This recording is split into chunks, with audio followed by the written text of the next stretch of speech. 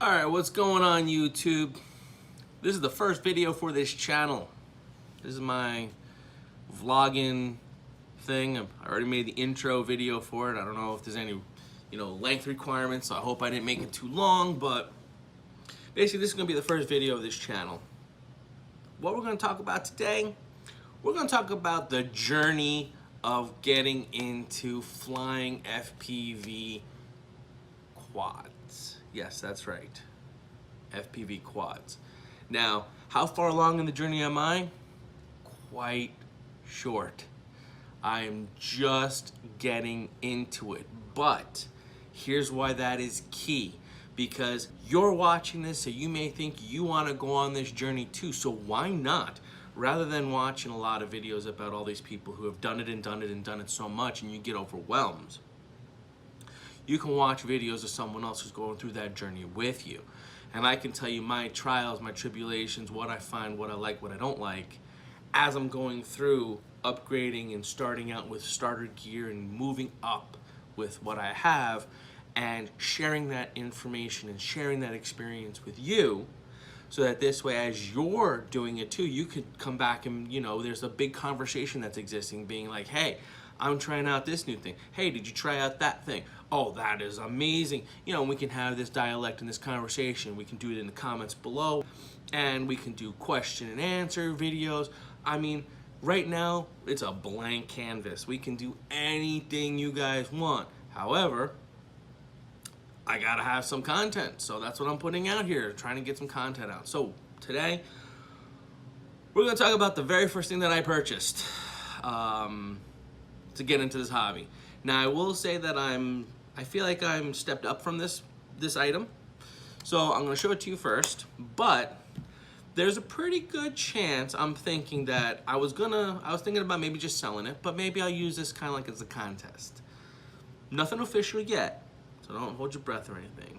But I'm thinking maybe if I reach a certain number of subs or something, maybe I'll have this as a giveaway. That you can have my, thing. So as a starter pilot, looking into doing this hobby, this is the perfect unit for a starter pilot. And you can follow me along the journey. You can come along for the ride, and then you can, basically, as I outgrow things, maybe I'll just, raffle them off. So this way, I give back to you guys who are coming along for the journey. So, enough of that. Here's what it is. This case. This is a hard case. Got this from Amazon. I'll put links in the description below about what everything is that I bought. This is a case. What's in the case, you may ask? Well, inside we have a whole bunch of stuff.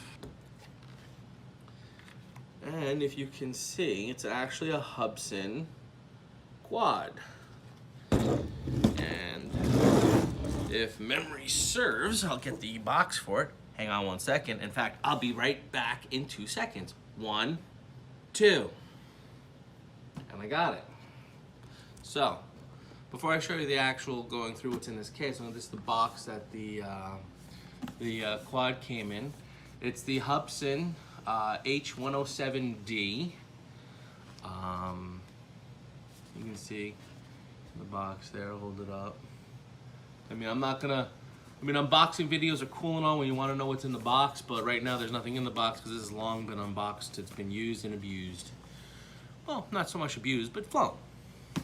What did I do to it? Well, first of all, I modified the heck out of it. Why? Because that's what we do.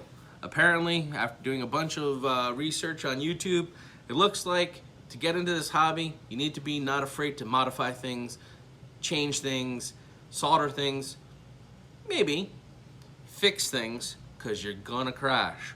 I thought, I ain't gonna crash. You're gonna crash. Promise. Okay. So, I'm gonna pull out the little quad here. And you can see there's a couple of things that I've done to it. First of all, you notice it has this big pink thing on the top of it. What that is I took the antenna that's normally on the bottom. It's normally a dipole antenna that's in this little area here. And took it out and then soldered this little lead that comes up. And then on the top, what's inside this case is actually a circular polarized clover leaf. And then what it's in is it's in a 3D printed case, similar, you know, like you've seen if you look at big antennas for big quads. So I just whipped something up on my 3D printer, printed it out, glued it up, put a bunch of hot glue in there to hold it together and hold it onto the quad and everything, so it would protect it, because basically I crashed one time and it totally screwed up the antenna. So, and what I learned about clover leaves, and it's not just like, well, you just bend it whichever way you want, off you go. They kind of have to be a certain way. So it still works, it still transmits video, I can still view it fine, and it still, you know, works great, but now it has some protection. So now I can take some pretty heavy crashes. I don't have to worry about that, that breaking. Now, why did I do that modification? I did that modification because the way antennas work, you may or may not know this, but again, like I said, I'm just getting into this, and I'm hoping that you are too. I'm taking you along the journey, and share my experiences and share my information that I can share with you. So, the way a dipole antenna works, like this one that we got here, the way this works is the transmission comes out of it, and think of it kind of like a frisbee. And by the way, these are terrible, so don't ever use these. There's much better options, so there's really no reason to use these except for your transmitter to transmit to your quad that you're flying. Other than that, you don't use these for video, but bear with the example. So with this type of an antenna, a dipole, it puts out kind of like a frisbee shaped signal, but it's kind of squashed.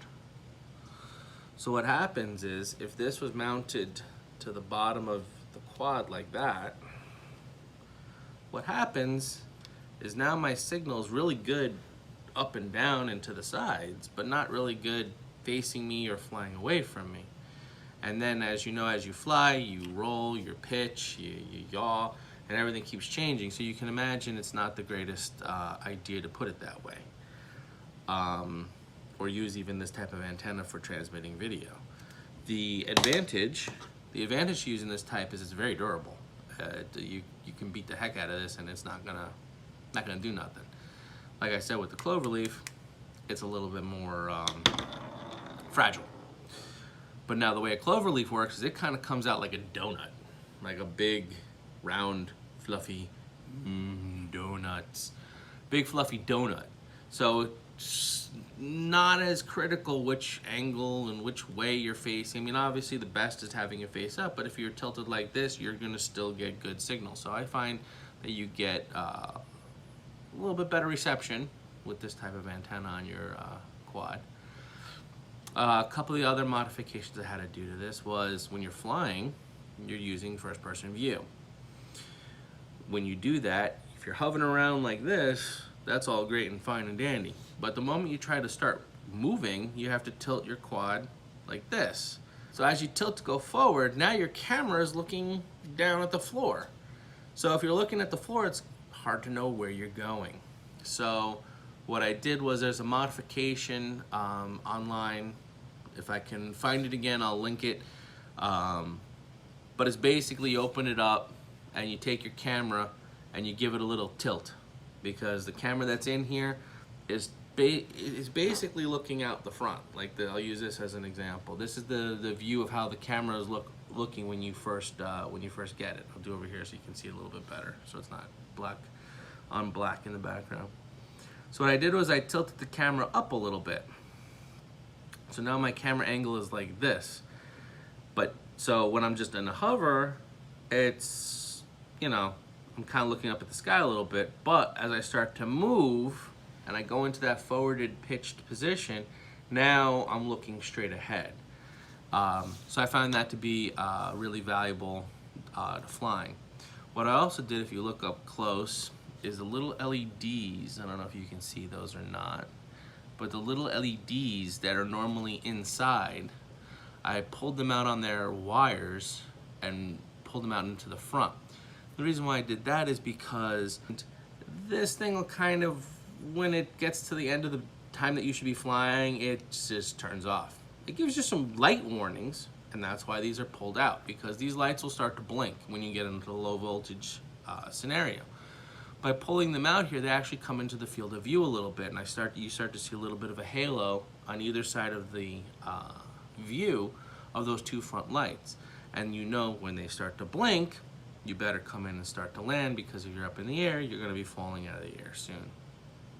The other change I had to make, I had to cut the protective frame. Now you could just take the frame completely off and you wouldn't have any issue, but like I said, I'm still learning how to do this, and having that frame on gives me a little bit of added security, because I don't want to have to keep buying props and props and props, and if you don't have the protector on there, chances are you're going to bang up, chip, break your props, because I may or may not have already found that out the hard way without using this frame. With this frame, I've had many crashes and haven't had much issues with it. Those are my primary modifications that I made to the quad itself. The other modifications that I made was to the transmitter that you get. And the first thing I added is I added this sunscreen to the screen. Sunshade. Added a sunshade to the front screen, because as you're flying outside, you're usually going to be flying out during the day. It's usually going to be sunny. It's a little bit hard to see this screen. This was a cheap buy. I think I got it on either Amazon or eBay. It basically just snaps on as is, and then you just open, I'll open it like this. You open this lid, the little sides flip out, it holds up the lid, and now you have a little shade, so as you're flying, if you want to fly FPV and you're looking down at your screen, you don't get that glare from the sun. And then to pack it away, you just put the two doors down like that, and then lower this down and click it, and it stays down. So that, I highly recommend getting one of these for your controller. The other thing I did is, this controller normally doesn't have these two ports on the top.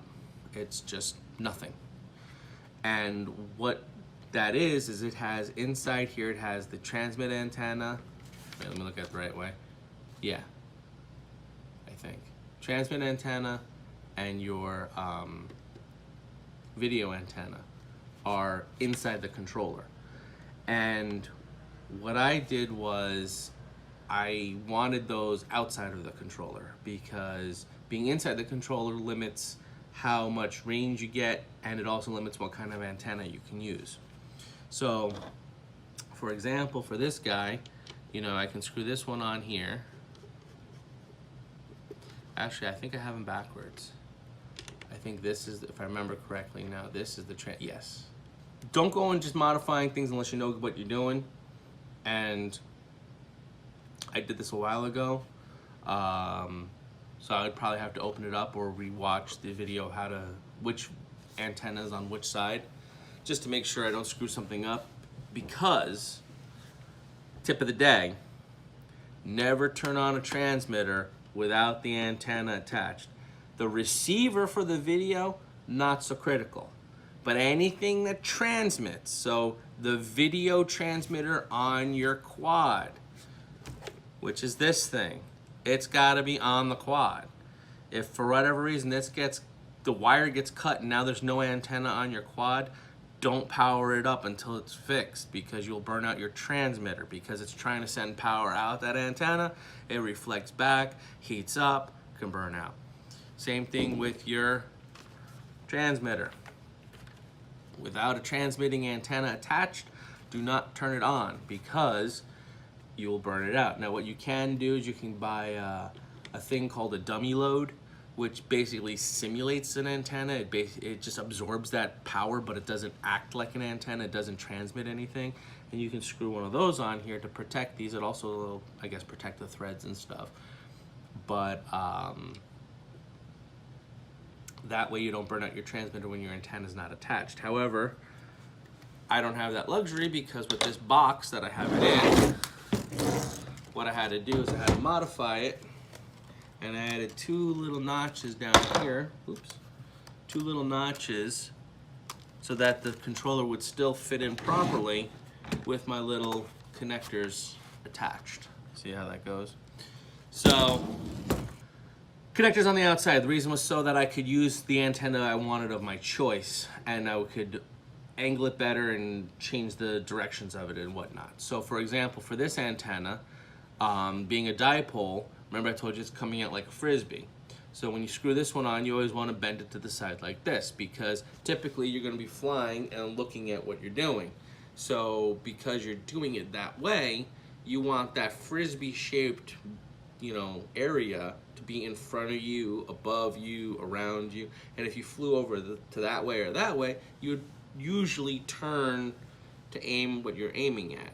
So if you pointed it up like this, like you kind of intuitively would like to do, that's good for just level height. So if you're flying all around just directly in front of you, or not directly in front of you, but at the same height as you are, but maybe on like a racetrack or something, then this would be okay. But if you have any plans of going up and getting some altitude, it's probably a little bit better to have it more in a horizontal position. For the other side, for the video receiver, I don't have my antenna in the kit right now because it's lent it to my cousin, so I don't have it right now. But it's an Omway cloverleaf again, and it screws on here, and it's red in color, and it has a little wired cloverleaf on the top of it. Reason being, this is a circular polarized cloverleaf. If this is a polarized cloverleaf, both right-handed polarization, then I'll get good video signal. And it works really well, because this puts out a signal that's kind of all around in a big fluffy donut. This picks up a signal that's all around in a big fluffy donut, and everything all works happy and go lucky and works together. So that's great. So that's pretty much the modifications that I did. Made this a little bit more flyable, changed the antenna, changed the angle of the camera, cut the guard, moved the antennas to the outside, and changed this antenna is upgraded because it's, I guess, a little bit bigger than the one that's internal, and this is definitely upgraded because it's going to be a circular polarized antenna instead of the weird diamond shaped thing that was inside there. So now, how do I like it? What do I think about it? Is this good for you starting out? Well, when I first got it, I thought it was awesome. Loved it, played with it. But then I had a lot of trouble flying it, because in the world that we live in with all the DJIs and the Parrots and all these drones, everything has like a self-level mode, and everything has a fly for you mode and everything. So the whole having to throttle and keep up with my, up in the air was new to me. So I went and I bought the upgraded version of this kit called the Hubsan x107d Plus, which is essentially kind of the same quad, but it has altitude hold with a barometric, I don't know, air pressure, judges its height. Wasn't that good. I advise not to get that if you plan on doing like freestyle stuff, if you plan on doing any kind of racing stuff. If I name people like, UAV Futures, Ladrib, Mr. Steele, Stingy, what the hell's his name? Not Shocky, not Trippy. Schizo. Gotcha. Whoa. Easy there. So if you know these names, this is the type of flying you might want to get into. I do not recommend the Hubsan x107d Plus, just for the sake of that. The altitude hold, you feel like you're fighting it all the time. You can't really do the stuff that you'd want to do with it. Now, would I recommend this? Well, yes and no. The yes is because it's a great starter. You can't beat the price. I mean, I don't remember how much it was, but you know, you get the quad, you get the controller. You know, ignore the case and the extra batteries and stuff. I mean, the bottom line is you need these two things to start. And if you want to get into FPV, boom, you got your FPV. You don't have to buy goggles, which is a whole nother ball game that we're going to talk about another time. Because you don't have to buy goggles, it makes it very affordable to jump into the sport. Now, yes, there's other things that you can probably go out and get, and you can find cheap pair of goggles and a cheap, more toy grade quad and stuff, and that's absolutely true. However, I feel like this is a good starting point. Now, the reason why I wouldn't recommend it is because it's tough to fly. And what I mean by that is it's not that flying in general is hard to fly. It's just I've now upgraded a little bit to the next tier, I guess you could say. The little preview is I now have a Tiny Whoop, the TWR, I guess is the Tiny Whoop Racer. And I've upgraded the radio, and I've upgraded, you know. So basically I've gotten not much big. I mean, I actually got smaller. The quad got smaller and less power. But you're not fighting it. It flies like you want it to fly. This kind of like you're holding on and it's going where it wants to go and you're just keeping it from crashing. So I have a suspicion that as you get better and better gear, it's easier and easier to fly. The other thing I can tell you is that a lot of people say, don't fly in level mode, just go straight to acro mode, don't even bother doing level mode because you're just gonna have to relearn everything in acro mode and off you go. And the problem is that this doesn't have any kind of acro mode. This is always in level mode. You can't take it out of a level mode, it's always in level mode. The controller has like a pro mode, but when you put that in pro mode, all it means is that it increases the angles of attack, so you can have you know, let's say in normal mode, this is as far as it'll let you tilt. If you go into pro mode, then it'll let you tilt like this. More you tilt, faster you go. So it just means you can fly faster, but you also have to be more on that throttle stick because the more you tilt forward, the less of that air that's going down and the more of it that's going back. So therefore you need to increase your throttle so you don't fall out of the sky, which means then you also start going forward faster. So there's a certain point at where it balances again, where the amount of throttle and your angle match, so you go to a certain speed and you don't fall. But it means that if you're not used to flying, you end up going very fast, very, very fast. So it's great for a beginner who just wants to begin. I read a bunch of articles and they said, if you want to get into drone racing, this is one of the cheapest ways to do it. Yes, if you want to get into drone racing, this is a very cheap way to jump into the sport, to jump into the hobby, and see if you like it. However, you're going to outgrow it because it doesn't take much for you to want a little bit more out of it, and it can't give you any more out of it. You need, because this is like a closed system. This controller goes with this quad, and that's that. You can't use this controller on something else, and you can't use this quad on something else. If you want anything else, you have to start over and buy new stuff. So, is that right for you? That's a choice you have to make. I can just tell you what I experienced was, this gave me a ton of fun, but now I don't take it out because I have other things that have more fun, and now it just sits. And you can't use any of it. I can't use this with my other transmitter, and I can't use this with my other quad, my Tiny Whoop. So because I can't use either of these parts, this is only a set. It just sits. Any videos and reviews I've found about this never told me that. It just sounded like they'd say, oh, it's a great thing, it's a wonderful thing, it does this, it does that. They gave the whole review, but they didn't tell me at the end of the day, if I wanted something better, I'm gonna have to start over. So that's that. That's the Hubsan x107d. And then the way it works is you just get these battery packs. I got a whole bunch of them. I got some of them on Amazon. These ones I'm using are Einstone. Maybe I'll put a link in the description below. And I don't even know if they're charged or not, but let's find out. I'll plug one up here, see what happens.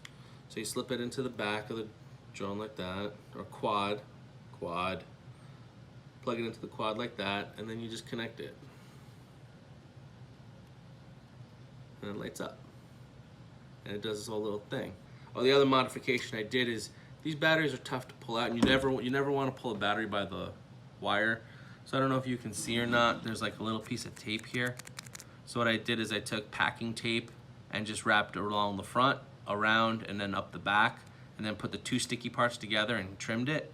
So that this way I have now a pull tab, so I can grab that and pull it, and it's just pulling the stickiness all the way from the battery. So you're not pulling it by the wires. So yeah, great little quad, gives a ton of fun. It's a heck of a ride. Gets you into FPV without having to wear goggles because you're just looking down at a screen that's built into your remote anyway. Relatively cheap, batteries are relatively cheap. After you make a couple modifications to it, it flies pretty good.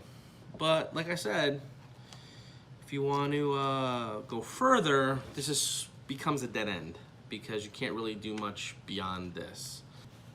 I was gonna sell this on eBay, but now I'm thinking maybe I'll hang on to it for the time being.